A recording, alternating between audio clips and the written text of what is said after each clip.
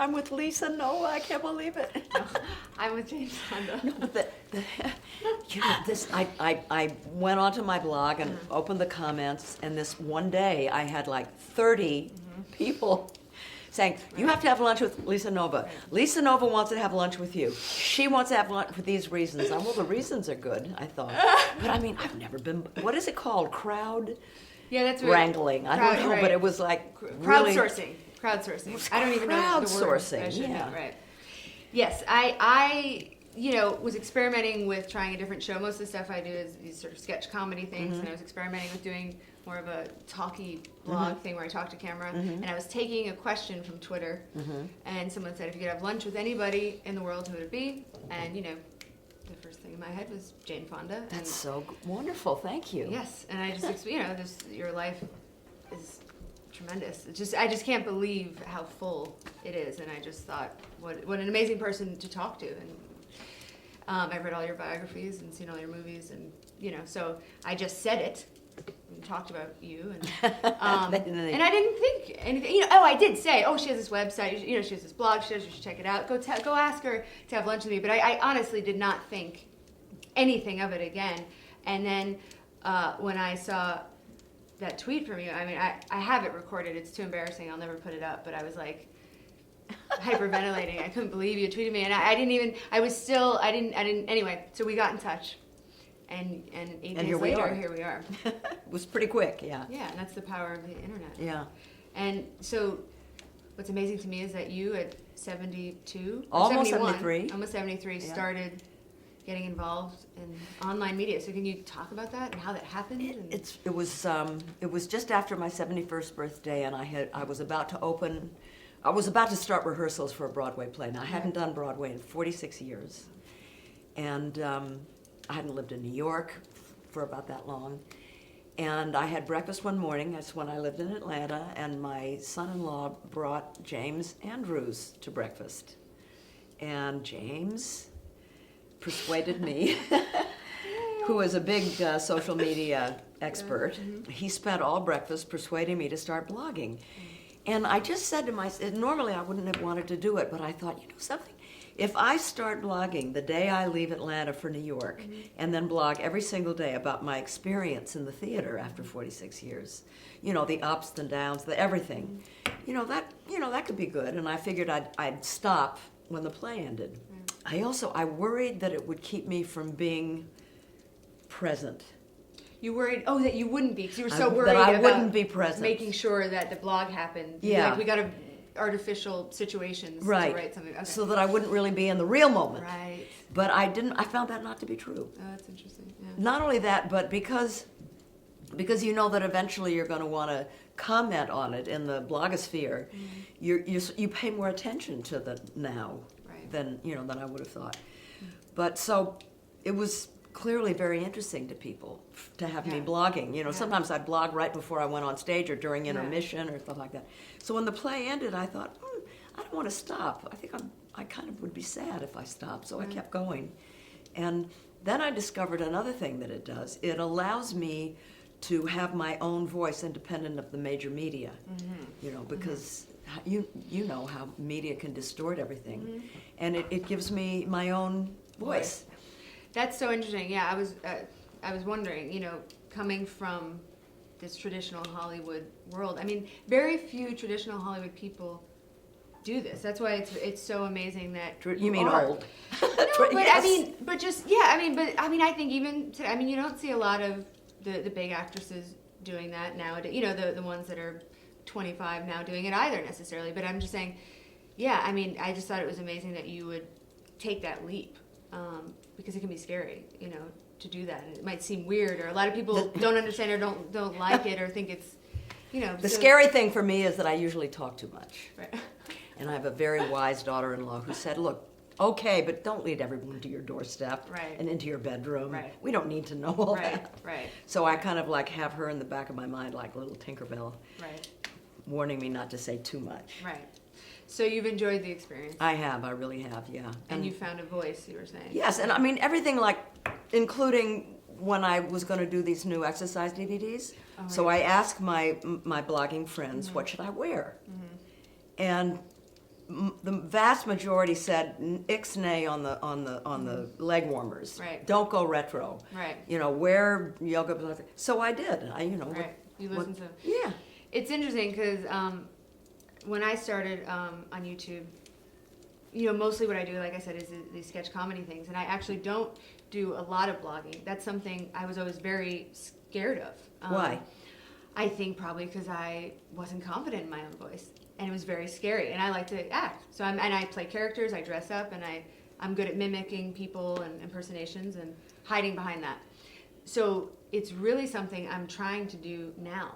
And when this is all happening with you, it's actually inspiring me to do it. And I'm starting this other channel to really hone, to try and find my voice, let's just say. So it's just amazing because I'm on the internet, I'm online, but you really, have inspired me to take that leap. So I just wanted to say that because hopefully I can do that too. And because all those things, it's just scary to put everything out there, to not be in the moment or to feel artificial about it. So you just gotta try and do it, I guess. So you were on Oprah and you were talking about the 3 acts of life, and I thought that was interesting how you classify. And it sounds like you have a book coming out that you're writing, or it's almost done. It's ready to go. It's coming out next September. Oh, okay. So it's like movies. I finished the book, but it won't come out until there's certain cycles when they release books. Do you talk about that in the book? Yeah, absolutely, absolutely. Tell me that. Yeah. Well, the concept of 3 acts happened when I was married to Ted Turner. And it was my 59th birthday, and I had just finished rounding up a herd of bison on one of his ranches in New Mexico, and I thought, holy cow, tomorrow I'm going to turn 59, or today, I can't remember, and I thought in 1 year I'm going to be 60. And figuring, I'll live to about 90, that's 30, 30, 30. It's a 3rd act, and 3rd acts are important, right? You can have a screwed up 1st and 2nd act, but the 3rd act can make sense of all that. Right. But you have to be intentional about it. And I thought, well, how do I know how I'm supposed to do my 3rd act if I don't understand what the first 2 acts were about? So I decided right then and there that I would spend that year from 59 to 60 researching myself like a project. Like it wasn't me, it was, and trying to see what was it about. And I made a little video of it. Of year? My research. Oh, wow. Because there's a lot of home movies and clips, and I put it all together and showed it to the people that came to my birthday, and it had an impact on them. And it changed me. It really changed me because I discovered things about myself that I hadn't realized were there. I also discovered that the marriage was not what I really wanted at that. I mean, I tried to change it and it didn't work. And then when I became a single woman again, I was able to then, Oprah, right after I left Ted, Oprah came along. That's what you said, And that was when I first said, I'm in my 3rd act. Right. And I told her a little bit about this. And the minute she left, I thought, I'm going to write this as my memoirs. And then my last book that I just finished, it's called Prime Time, Having a Great 3rd Act. But again, it was about how you have to understand the whole cycle of life. Right. The hardest, by the way, being Act 2. Yeah, you said that number. So why is that the hardest? You're not a parent yet, then you become a parent, and then your kids leave, and you have empty nest syndrome, your body begins to change, your hormones begin to change, you don't know who you are anymore. I mean, it's really very complicated transitions go on, much more so for women than for men. Because, why do you think? Yeah. Well, this may change, but for my generation, men sort of get on a trajectory and stay on it their whole lives, whereas women are always changing. Now, it's our strength too. We're used to change, so when we enter our 3rd act, we're open to change. Exactly. God, 40s. You have a ways to go, but 40s are really hard. They're the hardest. Oh, no. I think so, especially the last part of the 40s. And you think, who am I? And this is just horrible. A lot of women get depressed, and then you come out the other side, and it's just the best. Do you think it's because of the hormonal changes? That has a lot to do with it, yeah. Or just that it's a huge change. Your identity. Who are you? And men don't look at you anymore. And right. Because I was going to say it's a lot physical. Like women, men, it's okay to age.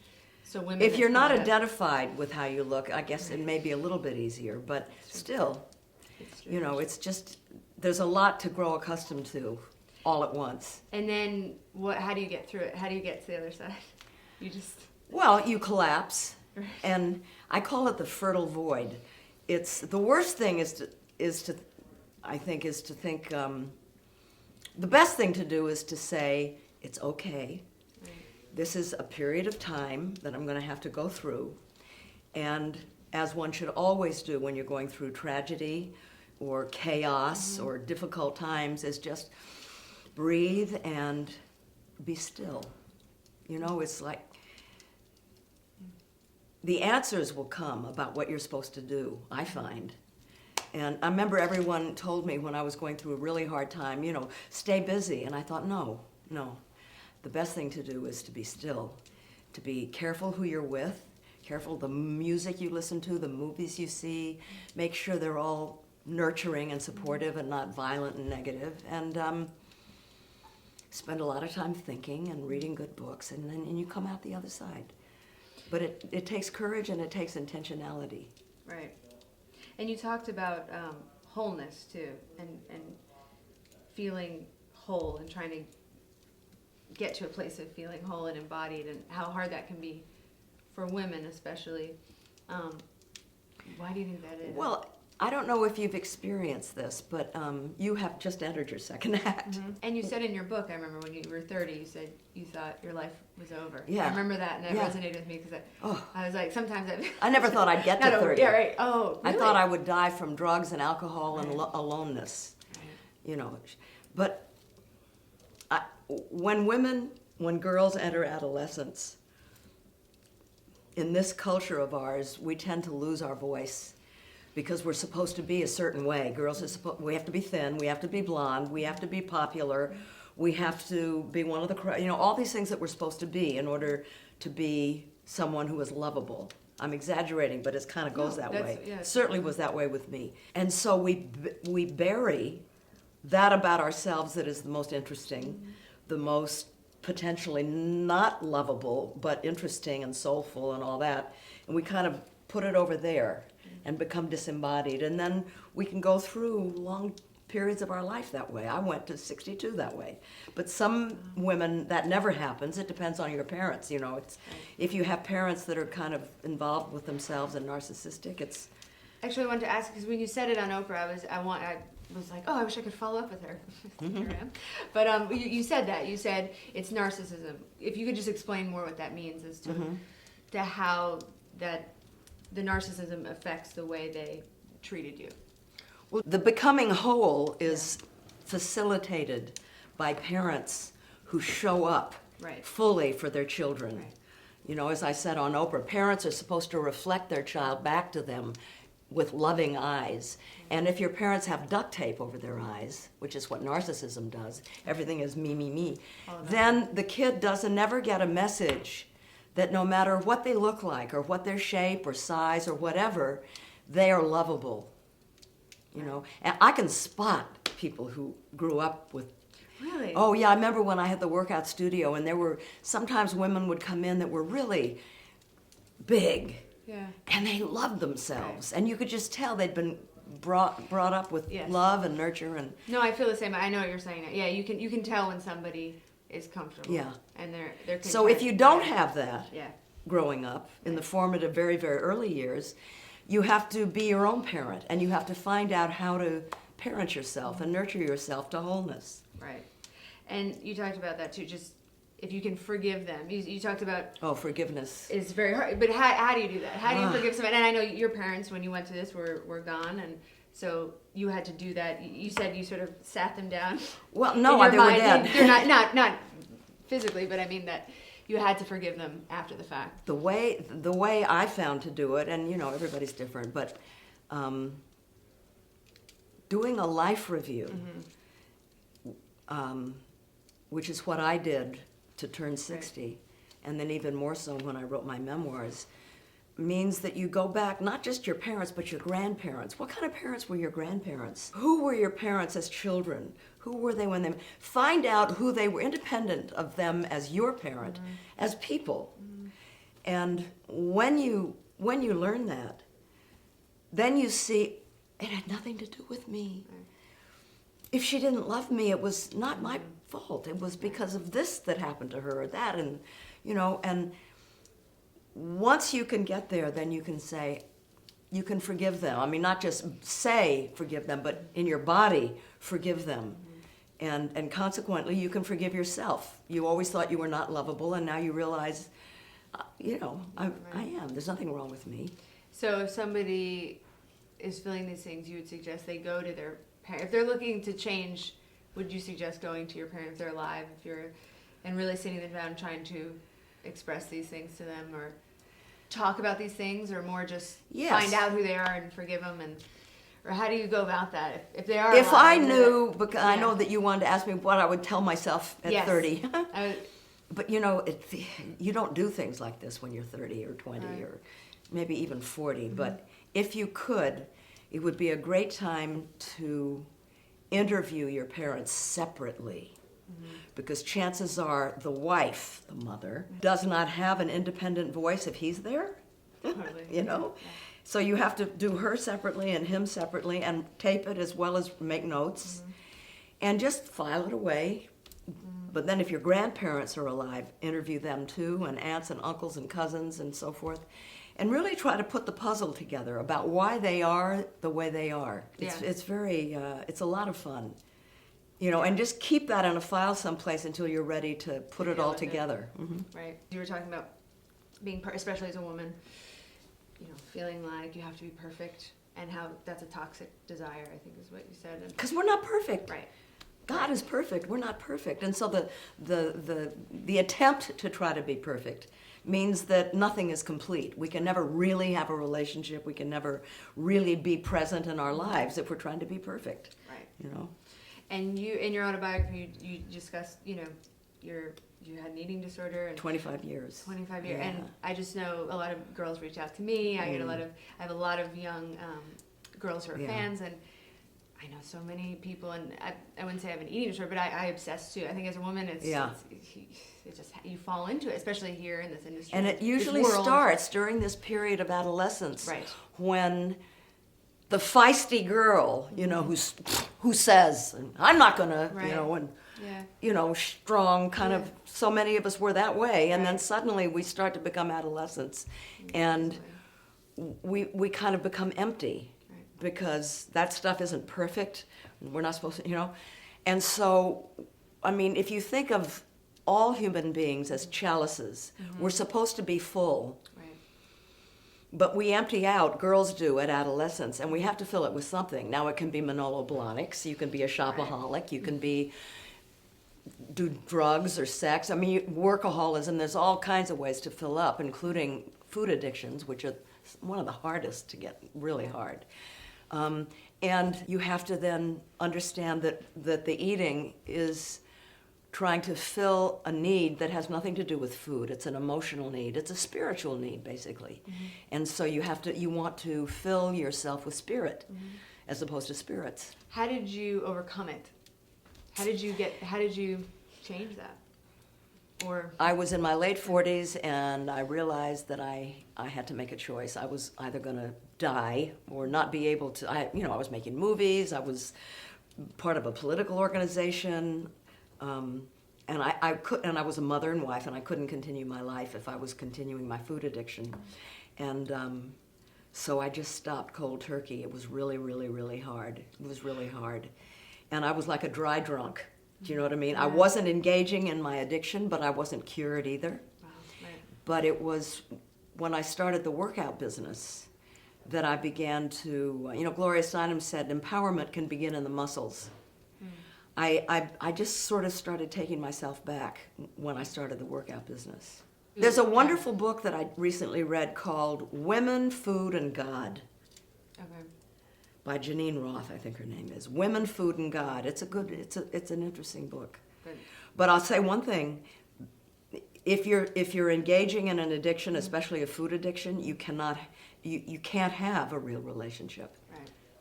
Because it's a hidden, denied, you're denying so you much, can't be in relationship. Yeah, you talked, I mean, that's a whole other thing, intimacy, and you said, you thought people would find out you're a fraud, at some point you felt there's a fake thing because you weren't really being intimate, you weren't really Well, because being the there. interesting me that was not perfect was over here. Right. And I was trying to be Henry Fonda's good daughter, Right. or Vadim's good wife, or whatever it was.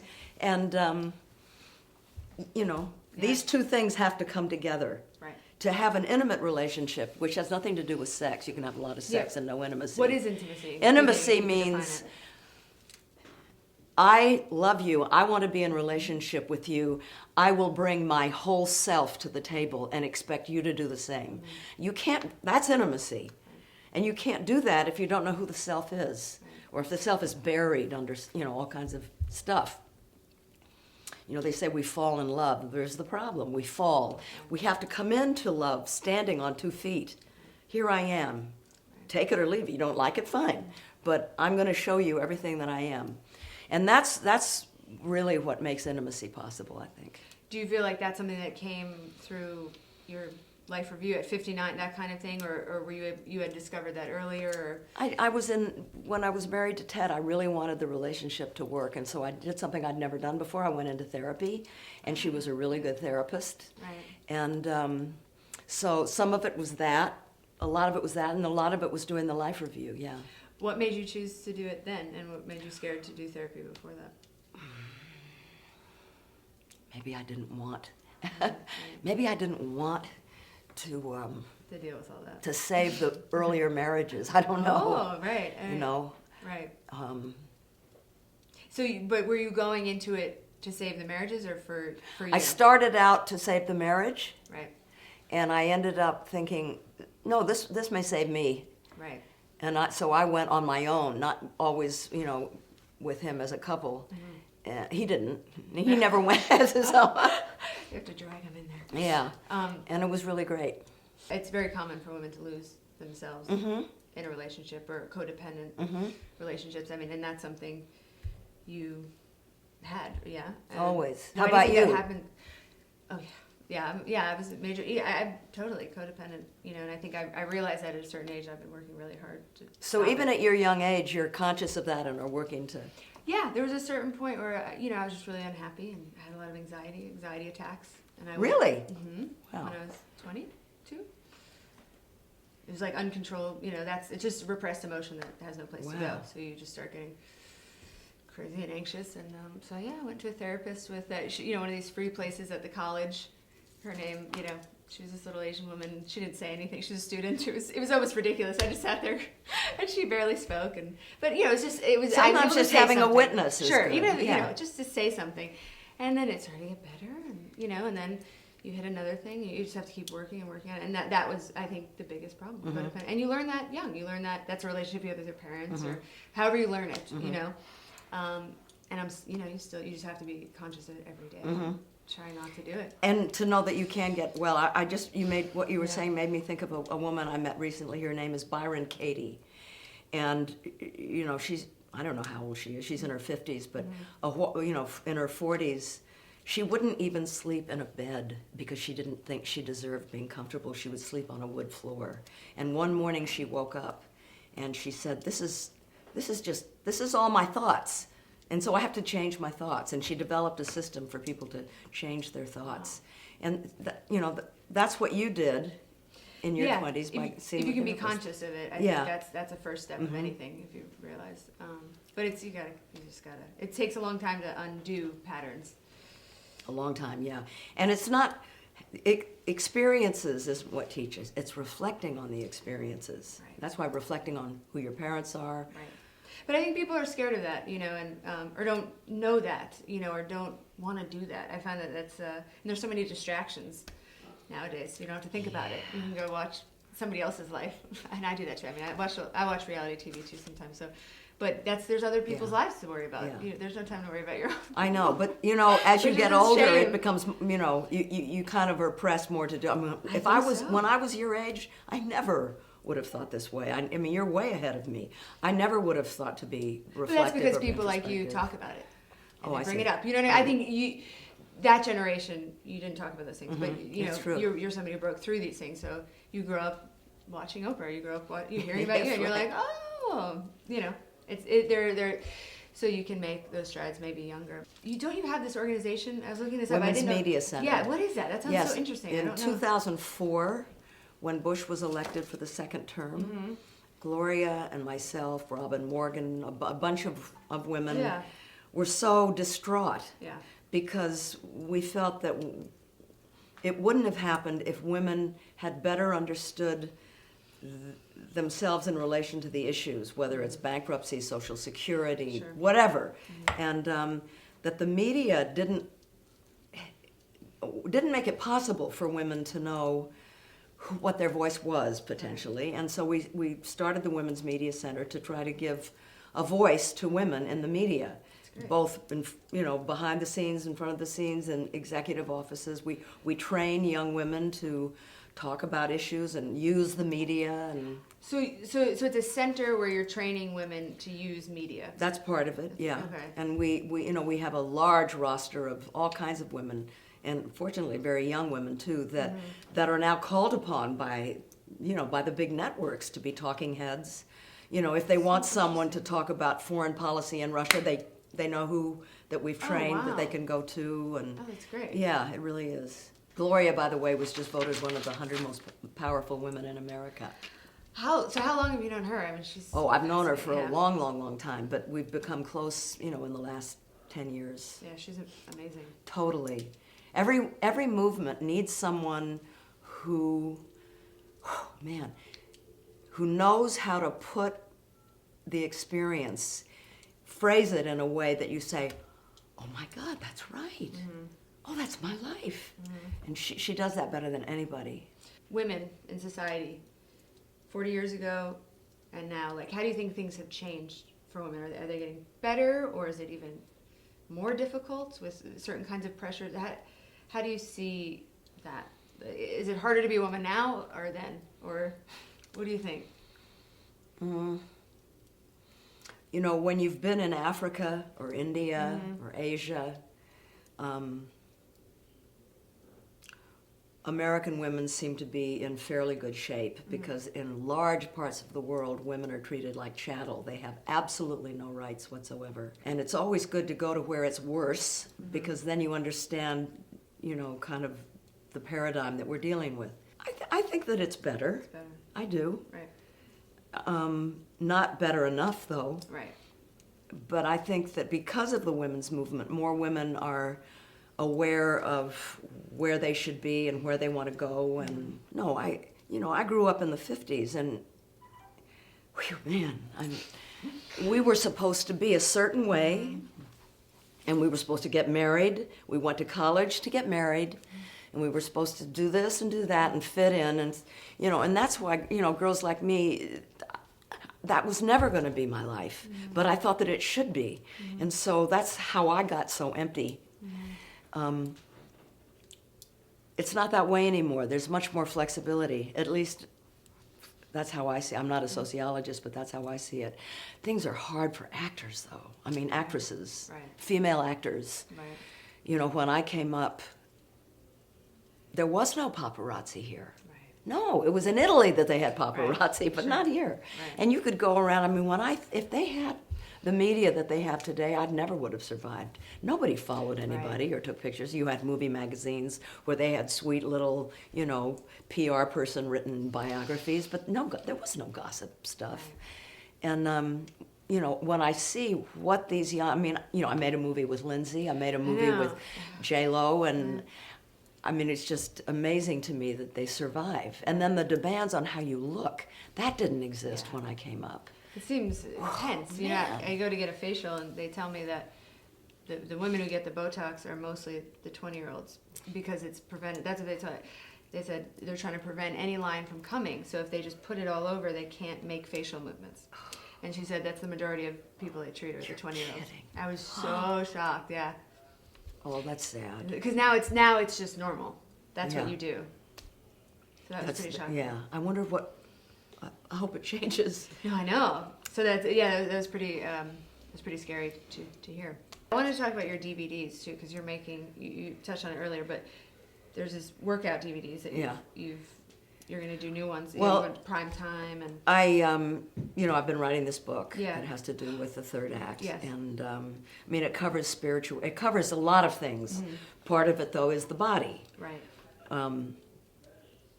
And in doing the research, I really was impressed by how important it is to stay physically active when you're older. Right. If you don't, it's really a downhill slope. If you do, it can be a wonderful experience. Right. And I thought, well, who better than me Right. to do, I'm old and I got new hips and knees and so forth like a jalopy. And I'm going to create programs for older people. That's great. And so I did. Good. But then I also relaunched my brand, the Jane Fonda Workout. See, Right, there's so the new there's brand the- is the right. Primetime, Jane Right. Fonda Primetime. That's for boomers and seniors. And then there's the Jane Fonda Workout. And I have these 4 women who, under my brand, have their own programs: yoga, aerobics, toning and strengthening, for younger people. I can't do those, Right. Right. but I wanted to offer have it. these. Yeah, and we need new leaders. We need new, Exactly. the movement needs new young leaders that are vibrant and really good. They're really good. And you can get them now, right? Did they? come Yeah, out no, November 30th? those, the workout brand come out on the 26th of December. Okay, but the prime Mine time's is out. here. My November prime 30th, times yeah. are out. I'm gonna get it for my mom for Christmas. It's a great, Yeah. that and the Rod Stewart album are 2 great Yes. Well, presents yeah, for that- Mom. Yeah. yeah. The Rod Stewart album is called Fly Me to the Moon. So it's a new one, not the of all. Just the, got nominated for a Grammy. Okay, yeah. Yeah, and those it's are the best amazing. of the standards, Yeah. and it's amazing. I mean, my boyfriend produced it. Yeah, but talk it's- about your boyfriend. it's- You it's seem like you're amazing. having this amazing time. I'm having in your a life. good Like you seem time. incredibly happy. I'm watching the Well, it's kind Oprah of thing, funny. and you look. I'm amazing shacked up and- here, Right. which I didn't think would happen at my age. But I actually have an apartment over there. I can Right. see the house from my apartment. I've never slept there though. Right. But hey, Good. yeah, Right, and he's Why an not? amazing music producer. Who he's a great music producer, and he produced made the this. greatest I came artists. into his life, into this home, when he was halfway through producing the album. And this, I always like to be with somebody who opens up a new world to me. Well, the Yeah. world of music, sitting in that place where he does his recording, otherwise known as the pub, and watching him work and watching how it's done is just so interesting. Yeah. Yeah. Rod Stewart and Carly Simon and John Lennon and Harry Nilsson, all these amazing Yeah, people. So yeah. Tina Turner. I just got to see the pictures. And Yeah, it's amazing. So, what made you want to be an actress? I To was begin with. fired as a secretary. Really? I didn't know what to do. I had to move out of my father's house and pay for an apartment, and I didn't want to be an actor. I really You didn't? No, Oh, that's so interesting. no. My dad always let it be known I was too fat, and I didn't think I was pretty enough, and I thought I was too fat, and I was very shy, and I didn't want to be an actor, but I didn't know what to do, and I became friends with Susan Strasberg, the daughter of Lee Strasberg, the great acting coach. She persuaded me to go to his classes, and I did my first exercise. I sat next to Marilyn Monroe. Really? It was it wasn't the actor studio, it was a small class, and she was in it. She and I would sit in the back of the room shaking, terrified that he'd call on us. What was she like? There was the Marilyn Yeah. in full regalia that would appear at a party and men would drop to their knees. Then there was the Marilyn that was with a scarf around her, no makeup, and scared to death. Talk about someone who thought today's the day they're going to find out I'm a fraud. I mean, Right. that was her. I mean, she was a very wounded person, but she was always so nice to me. She would always come up and make a point of talking to me. I think she felt that I was a kindred spirit. And anyway, I did my first exercise for Lee, and he said that I had talent. And the moment he said that, it gave me permission to be okay. kind of ambitious. Although Kazan, I was auditioning for Splendor in the Grass, the part that Natalie Wood got. And I remember he called me down to the footlights and he said, "Are you ambitious?" And I said, "No, good girls were not ambitious, right?" I still had that, Right. Who, me? Right. See, the interesting part, which Right. is what he wanted to see, You want to say, tell me how ambitious. have you got the fire in your belly? And I said, no. That's an example of trying to please. Right. So women, they don't. A lot of times they can dumb themselves down or hide because they don't want anybody to It makes you vulnerable. It makes you, Yeah. they'll be like, oh, who does she think she is? Or what so you don't give yourself the permission to shine or be your best. Right, exactly. So it's like, you have to try not to. So did you remember in the moment when he said that to you afterwards? Were you like, oh, why did I say that? Or did it just hit you later, years later? I knew that it was a mistake the minute I said it. Because he looked. But I didn't quite understand what it meant in terms of me. Why would I say that? Because it was not what a good girl does. I didn't quite get that, but I knew that it was not pleasing to him. So you made a mistake. I tried to please and failed. That's horrible. Right. You were just on Oprah too, and so I watched that and it was just like, oh wow, so interesting. I haven't know seen you it yet. You haven't seen it? I don't like watching myself. Really? No. Do you watch your movies? Yeah. Do you not like? Oh really? I have a hard time. I don't know. I don't like to see myself on the screen. No, but I get used to it because I got good feedback from Oprah, and so I thought I don't really need to watch it, because then I'd think, oh, I should have done that, or I should have said this, or it could have been better. Okay. So so like a movie like Clute, you've only seen once? I saw it once. Then I saw it before I wrote while I was writing my memoirs. I had to go back and watch everything because I wanted to see my change over the years. Right. And if I have a new boyfriend, I make them see Clute so they'll love me more. I don't know. I love that movie. It's one of my favorite Isn't it movies. great? Fantastic movie. What was that experience? We're on it. What was the experience like of making it? It was, I played a hooker, model and hooker. And I went to New York and I spent about 10 days with prostitutes and madams and watched them, doing their coke. And I didn't go into bedrooms with them, but I spent a lot of time with them and talked a lot to madams. And I would go to the after hours clubs with them, and no man the whole time ever even winked at me, much less propositioned me or whatever. And I thought, I think I'm just not right for this part. And I begged Alan Pakula, the director, to let me go. I said, hire Faye Dunaway. I don't think I can do this. And he just laughed. And then I figured out how to play her a little bit. And I asked him to build the set so I could live there. It had a flush toilet and everything. Wow. And, just night after night kind of figuring out what the apartment was. So it became totally mine. I owned it. And I did all the scenes with the psychiatrist were way at the end after I'd metabolized the character. Was that improv a lot, those scenes too? Yeah. Okay. Yeah. And just everybody on the music, the camera work, Everything script, about it. everything was just, it's like a perfect movie. It's a perfect movie. That's what I think. Yeah. I love that. When I had to do a monologue to get an agent, I did one from Clute. Yeah. It's the best movie. I think it's fantastic. So, and you won the Oscar. If you have not seen this movie, you have to see this movie, especially if you're an actor or a woman. Thank you. Anyway, so how do you choose a character, and how do you, a play, something, or movie, a play, whatever that you want to do? How does that happen for you?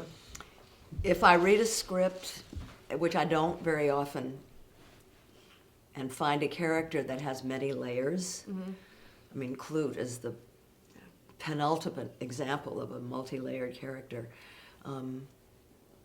As opposed to a one-line sort of thing. If there's many layers, if you have a chance of really exploring another human being, and it's not dour, not too serious, a little serious and a little humor, that would appeal to me. I just finished a movie that I just love. I played a stoned grandma with long gray hair.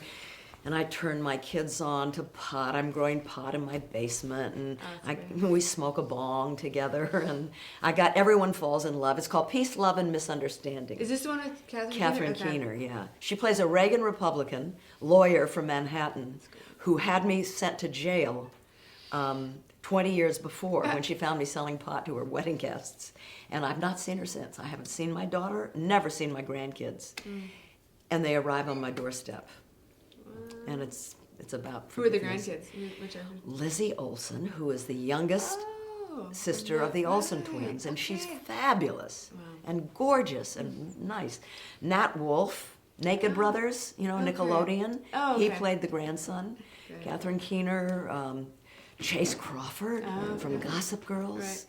He plays a butcher. He's a love interest of Lizzie. I mean, it's really I just saw the film the other day. It's a really good, feel-good movie. You were saying I don't know if we said this on camera, but we were talking earlier. Yeah. You don't like to watch yourself a lot on movies? Oddly enough, I was just thinking, I didn't mind watching that the other day. Yeah, It 'cause didn't you just- bother me. Yeah, so it didn't. That's no, interesting. No. But normally you don't like. No, like Right. I have not watched the Oprah interview. Right. I relate to that. It's more because I edit my stuff. Yeah. I You was have forced to. to. It took a while, but then now it's like it's not even me. It's like something else. I just have to do because I have to. It's a healthy kind of place to be. Right. You can do that as a writer too. I remember, my memoirs was really the first book that I Yeah. wrote. I've got 6 others, And you but they're wrote not it. that kind. I wrote Like, it. yeah, Yeah, she wrote it. It's a And, great book. when it needed to be edited, and I realized that it had to not be my book anymore. I had to not Right. own any of it. Right. And I had to notice when I started getting bored, Right. and you have to be ruthless, but it's such a healthy thing to be able to do that. Completely. Do you have a favorite movie of yours that you've ever done? Would it be Clues or Coming Home or the For different reasons. Clue, Right. because of what a good movie it was and Right. what a great experience So it proud was. of it, yeah. On Golden Pond, because it gave me yeah. a chance to work with my father. Sure. Probably my favorite character I played was in a thing called The Doll Maker that I won an Emmy for ABC television, and it was in the early 80s. Okay. That's the character that I like the most, and I can't get anyone to put it out on a DVD. You won 2 Oscars. I wanted to ask you that too. What was that experience like, winning an Oscar? Or 2? It's the first one. I kind of knew I was going to win. It's sort of in the air, and I couldn't figure what was I going to say, because I was like totally immersed in trying to end the war in Vietnam. I Right. was really very, very active Right. in the peace movement, and I didn't know whether I should get up there and talk about the war. And I asked my father what I should say, and he said, "There's a lot that can be said, but tonight's not the night." That's exactly what you said. And that's what Yeah. I said. Yeah. And then walked off stage and started to cry, and I realized the reason was because my father had never won an Oscar. Right. And I did, and it just didn't seem, it ain't fitting. Right. It was, which is why it's so moving for me that I produced the movie That he. on Golden Pond that he won the Oscar for. The second time, I did not think I was going to win, and that was a real surprise. Felt good. Yeah, really. I mean, it was a movie that I also was involved in the production, and Such it was so hard to get money to make the Sure. Coming Home Yeah, such about a- Vietnam veterans that were coming home. It was really hard, and we had to work for nothing, and the budget was nothing. And then we were nominated for 8 or Everything. 9 Oscars, and John and I both won. John Voight. Wait, was your father very proud when you had won? Did he talk to you about what was that like? Because I know you were saying you always I felt don't he didn't remember. think you could be an actress or you couldn't to win it. Did you? Well, I don't remember, except that somebody sent me a tape of an interview Dad did in England, where he talked about me as an actor. He never said these things to me. Ever? No, but he said such great things, and it made me so happy. Wow. But he never said them to me. Right. What is your favorite movie in general? Do you have a favorite movie that you're not in? Just something that you like Gosh, or I a don't certain know. I kind of. love Grapes of Wrath. Yeah. But I think On Golden Pond is just about a perfect movie. What do you think the difference? My favorite movies are from the 1970s. I just think the character-driven, independent. Like, tell me films. which. Like I love Midnight Cowboy is one of my Yeah. all-time. I love a lot of the Jack Nicholson Last Detail and 5 Easy Pieces. And Have you interviewed him? No. I would love to. Obviously, I mean he's. Try to seduce you. Oh. You'd have to have your boyfriend around. I could handle it. I know you could. I can tell. No. Yeah, he's that time. I mean, Cuckoo's Nest. So it's, Right. I mean, Hollywood really went through changes then, Amazing. starting with Easy Rider. Yes, Give Richard. credit where it's Her due. brother. That's right. Yeah. I it was a remember great time. seeing that. There was a private screening that my brother organized, and there were, Peter Fonda, some. yes. My brother's Peter Fonda, Easy Rider, with Dennis Hopper.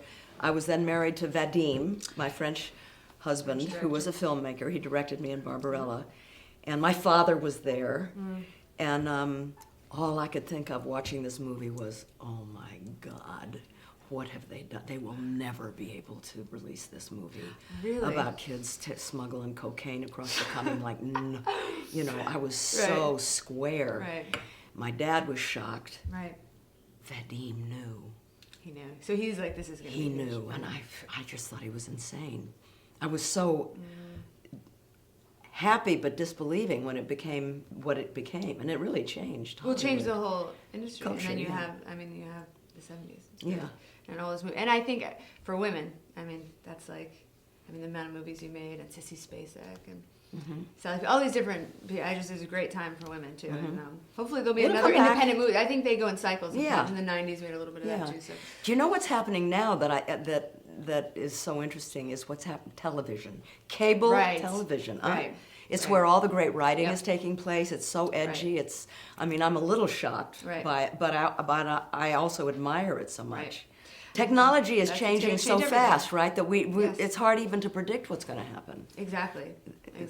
And now you're just such a part. So you plan on? I mean, you do live streams. You did the Oscar live stream, Twittering. right? Twittering and everything. So I you plan write on them. yeah. I write them, but then I send them to a man named JJ in Detroit who I've And never he'll met. put 'em up. And he's the one that posts them. That's great. I want to do that. That's With help great. from James Andrews. That's great. Key Yeah, of course. influencer. So you, I mean, you're enjoying. I'm You're in- part of yes. the social media, so you plan Yeah. on continuing Yeah. it and keep doing it. And learning more. Right. I still, even though I do it, I don't Right. understand it enough. Right.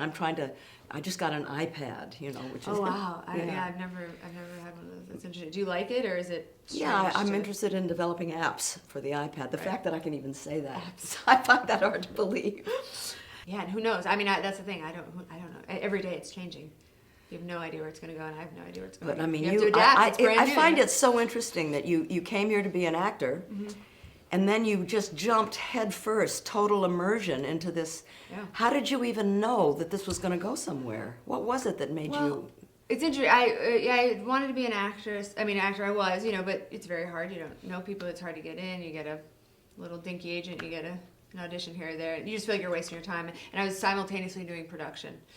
And then I met my boyfriend. Now, what does that mean, doing production? I would work for different, I worked on the Osbournes. Just In doing what production. capacity? I did production design, so sometimes you'd help Oh. build sets, but then sometimes just work for a producer where you're an assistant to them and you're learning various odd jobs. And then I met my boyfriend, Danny, and he and I started a production company together, and he was a shooter and an editor, and I became a much better editor and really learned to do that. And we just did a lot of these boring jobs. You show up, shoot some events, and edit it, and with the intention of someday hopefully making a movie, things like this. And YouTube came out, and he saw it, and I remember him being like, "Do you see this? They're putting up a video, and they're commenting to this video, and do you see what's happening?" And he was obsessed, and he's like, "You should put something out there." And this I was like, how long ago? 4.5 years ago. Short time. So it was very small. I'd never heard of a video. This didn't exist. And he's like, "This is going to be the future. This is the future. You should do something."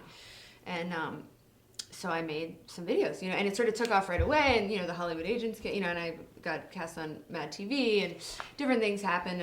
And but we always knew that'll come and go. But if we can just This is keep your core. going, Yeah. if we could keep going, even though there's no money, you're going in debt, you have no money, you're put, because it took a while before they Start to paying, monetize it, and then yeah. it was very little.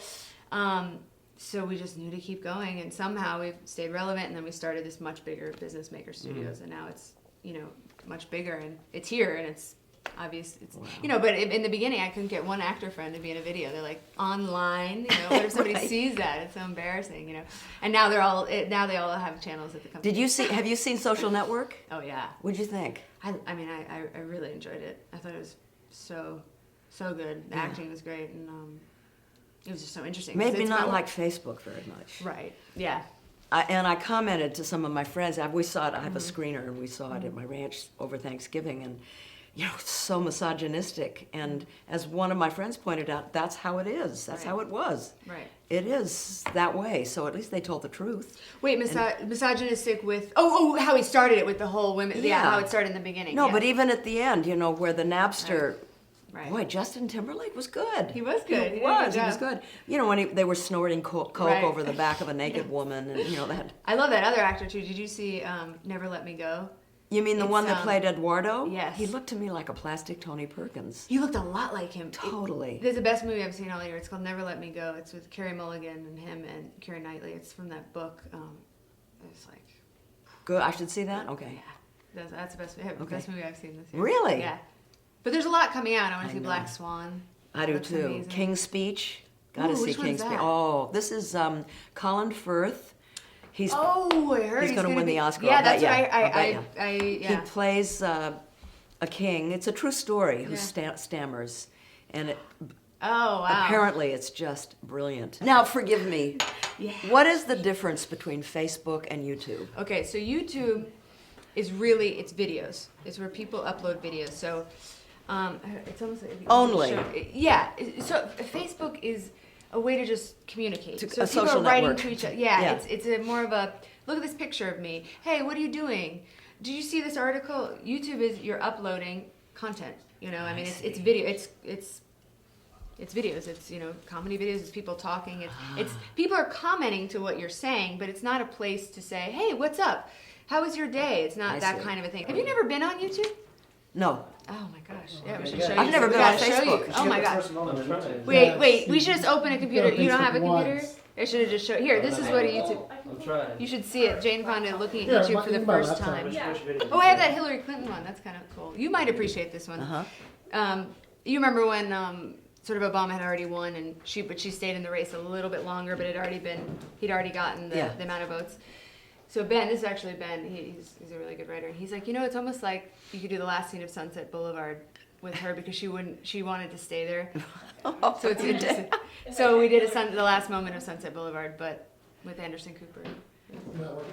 Anderson was in it? No. How many do you do a video a day? No. I mean, because these are, you know, they require other actors and production and lighting and costumes, and it would be very hard.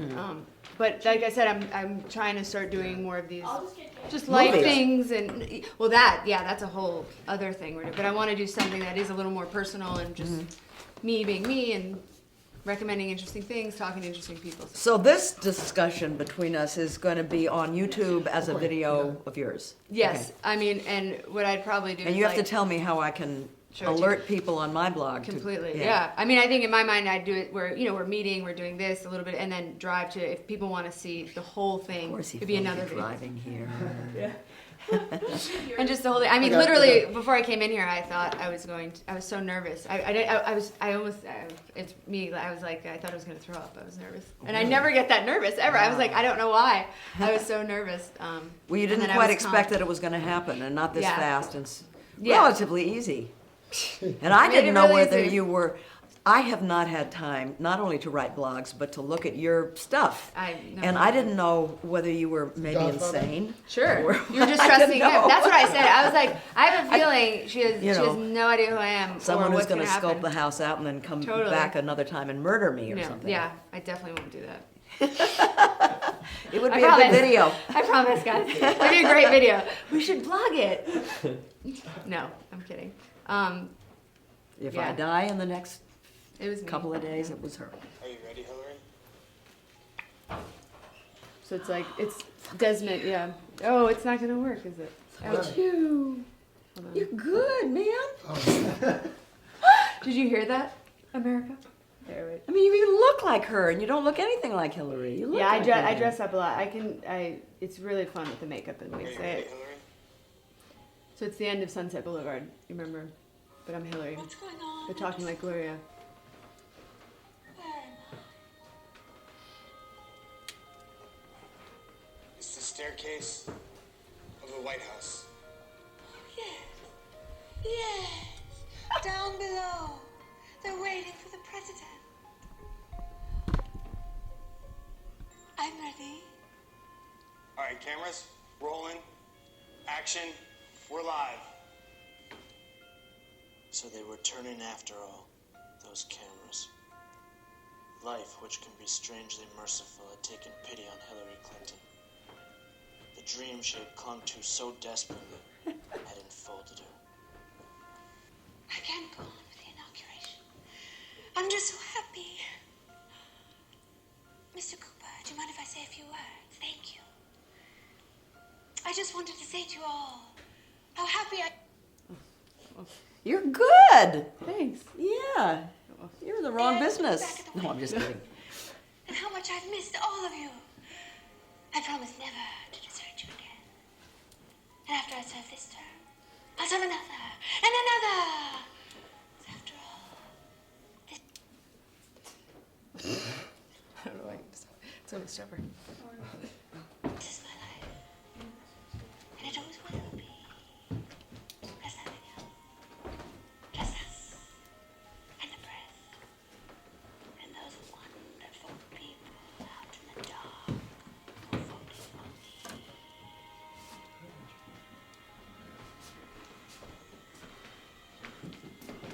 I'm ready for my presidency, Mr.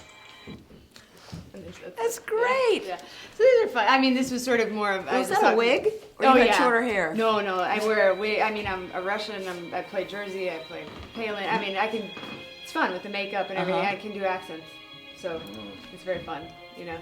Anyway, that's YouTube. Her first YouTube video. Yeah. See that? All right. Very well, impressive. Thank you so much again. This is It was the really power fun. Of social media, I guess. Goodbye. We'll Go to see you soon. JaneFonda.com.